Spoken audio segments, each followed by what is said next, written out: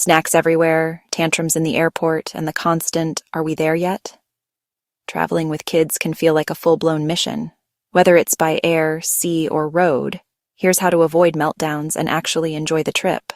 Hey everyone! So you packed the snacks, the tablets are charged, and you prayed extra hard. But 10 minutes into the trip, someone's crying, someone's bored, and someone needs to pee. Sound familiar? Whether it's by car, plane, or boat, traveling with kids can feel more like surviving than relaxing. But what if I told you it doesn't have to be that way? In this video, I'm giving you simple, real-life tips to keep your sanity and actually enjoy the journey. Alright, first tip. Prepare the kids, not just the bags.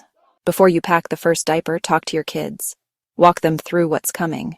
How long the ride is, what they can and can't do, and what to expect. When they know the plan, they feel safe. For younger kids, turn it into a story. We're going on a big flying bird, or we're riding the car train for hours. Next up, create jobs for them. Kids love responsibility. Give it to them. Your toddler can be in charge of Mr. Teddy. Your older child can carry a small backpack with their essentials. On a boat, they're the official snack captain.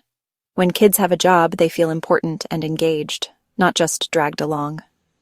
Now pack toys that earn their keep. Don't just grab random toys.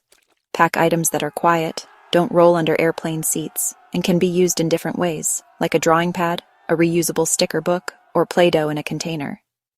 Rotate toys every 30-45 minutes like a little surprise box. And yes, snacks count as toys.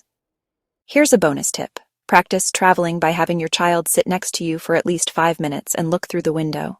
For road trips, plan scenic stops, even 10-minute breaks to stretch and jump. For flights, walk the aisle and let go of that idea of a quiet, perfect child. You're raising a human, not a statue. Grace is part of the journey, for them and for you. Take breaks and lower your expectations.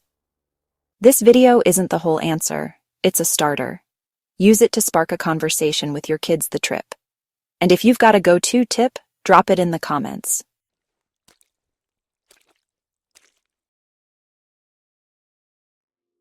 And one more tip.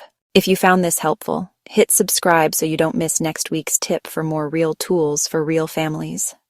I'm Liddy Paul, and around here we believe it's never too late to change. See you next time.